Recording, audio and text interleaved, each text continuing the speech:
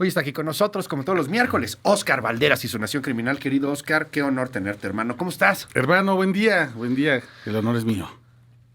Oye, qué movida de avispero diste con la nota de Milenio. Eso Del estuvo bien, Jando. ¿no? No, a ver, habló García Harfuch del tema, lo citaron ayer en la mañanera. Harfuch señaló pues, sobre este tema del detenido, el Jando, ¿no? El Jando, sí, Jando. piloto de 31 Cuéntanos, años. sí. Yo creo que después de Iván Archibaldo y Jesús Alfredo, evidentemente, los dos chapitos que quedan todavía en libertad, el hombre que conoce realmente los secretos de qué pasó el 25 de julio, que es la fecha en la que traicionan al Mayo Zambada, y de acuerdo con la historia que conocemos hasta el momento, pues es llevado con engaños hacia Estados Unidos. Incluso tú te acordarás, por aquellos días, los primeros después de que se conoció la información y que Rosa Isela era secretaria de Seguridad, todavía como que no le entendía al tema, porque no había información por parte de Estados Unidos. El propio entonces presidente López Obrador insistía, oigan, aunque sea díganos quién es el piloto, ¿no? O sea, para empezar a entender. Y de esta magnitud es la detención del Jando, que ocurrió apenas el fin de semana. Ahí hay un gran tema, porque bueno, pues todavía no está como que, o no sé, te lo pregunto, confirmado al 100%. ¿Él era el piloto? Todavía Sospechan. La sospecha es que él es el piloto, él fue quien llevó directamente a Mayo, o él habría sido quien diseñó el plan de vuelo para que un piloto de Estados Unidos hubiera llevado al Mayo hacia Nuevo México.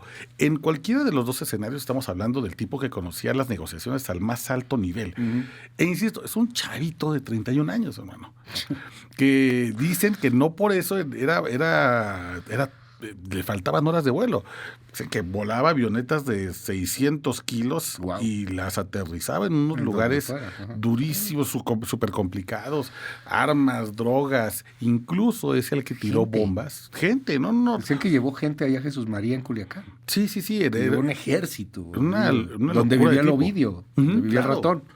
Incluso era el piloto que aventó las bombas sobre Santiago Papasquiaro y sobre Tamazula Durango, porque esa es la zona de influencia del Mayito Flaco. Entonces era una manera no solamente de castigar a la Malliza, sino también todos los habitantes que conocen dónde vive la familia del Mayo, que no se reportaron con los chapitos, pues bombazos.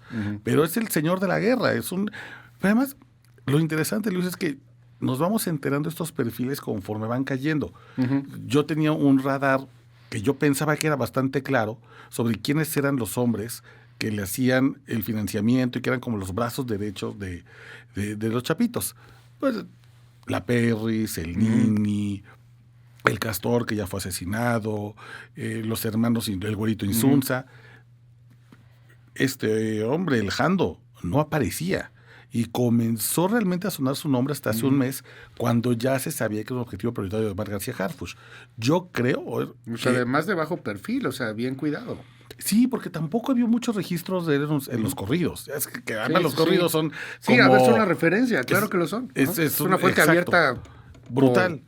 Excelencia. No, Harfuch yo creo que se anota sin duda una detención de primerísimo nivel que ayuda a entender primero qué pasó el 25 de julio sin necesidad de irte a la información que te den en Estados Unidos. Y segundo, ya entendiendo qué pasó, quiénes son los cómplices, quiénes ayudan en el poder político estatal en Sinaloa a tal y a tal bando, ya puedes crear una estrategia a partir de información sólida que pueda darte los paliativos correctos para frenar la guerra en Sinaloa. A mí me llama la atención que estamos viendo golpes relativamente parejos, ¿no? O sea, sí se van contra el Mayo, sí se van contra los chapitos.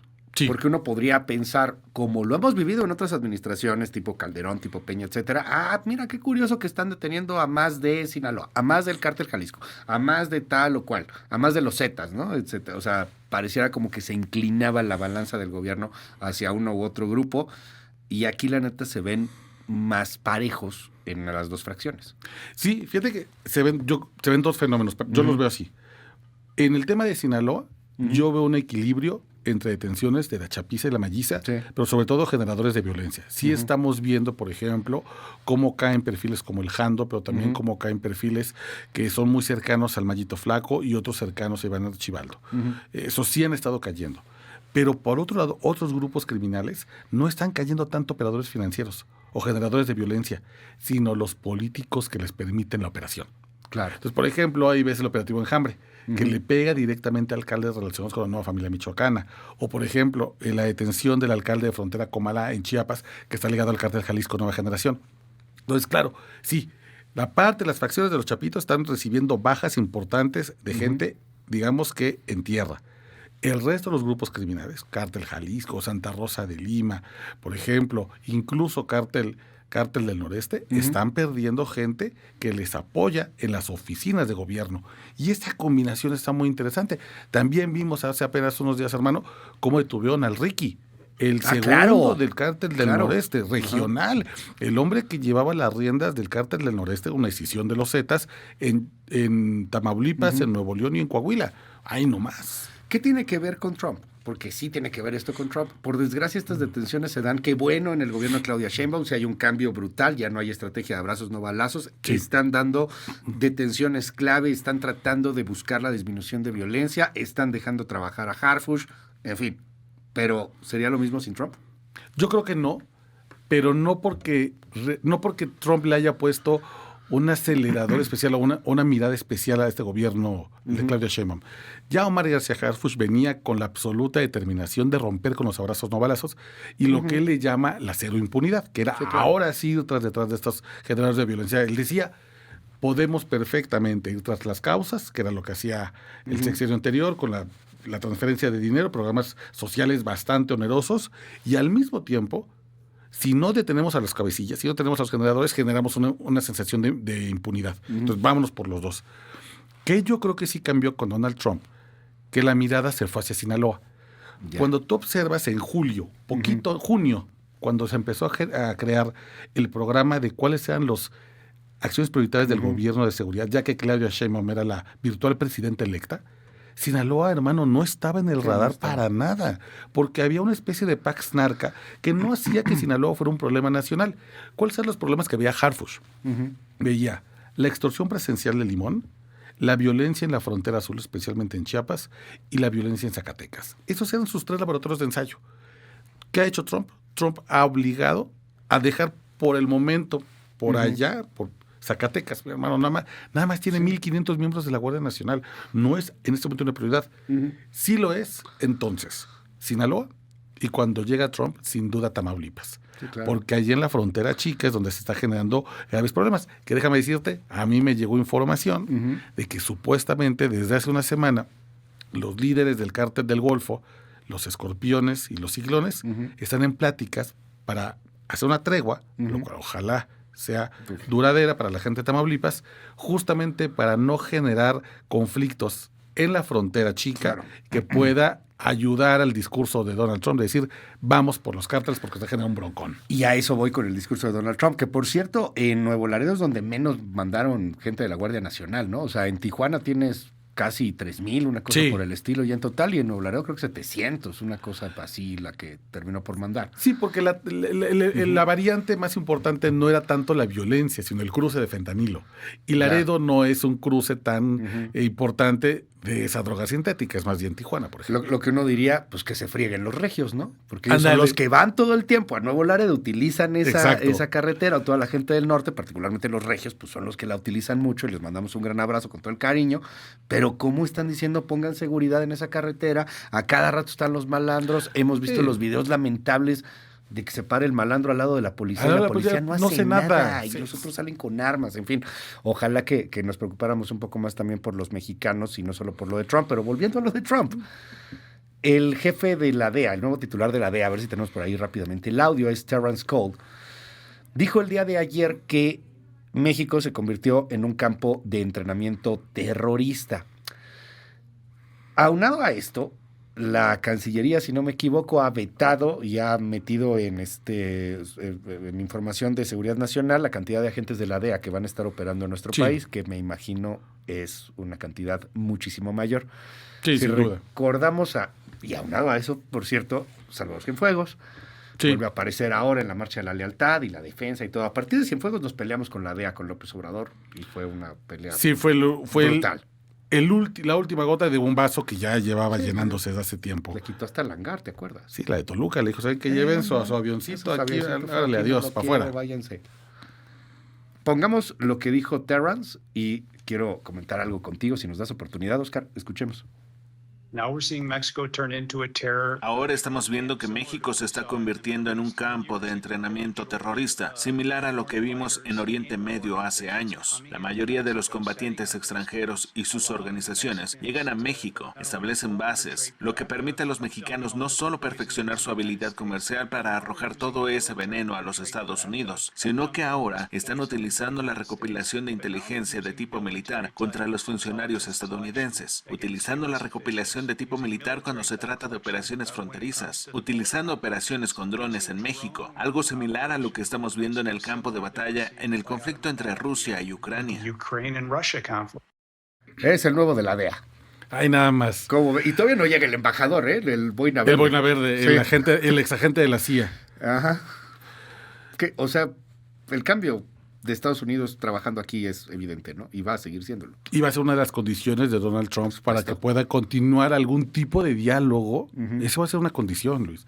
A mí lo que me interesa es cómo hacen al mismo tiempo un símil entre dos conflictos muy distintos. Porque pareciera que México entonces es la licuadora donde caben todos los temores.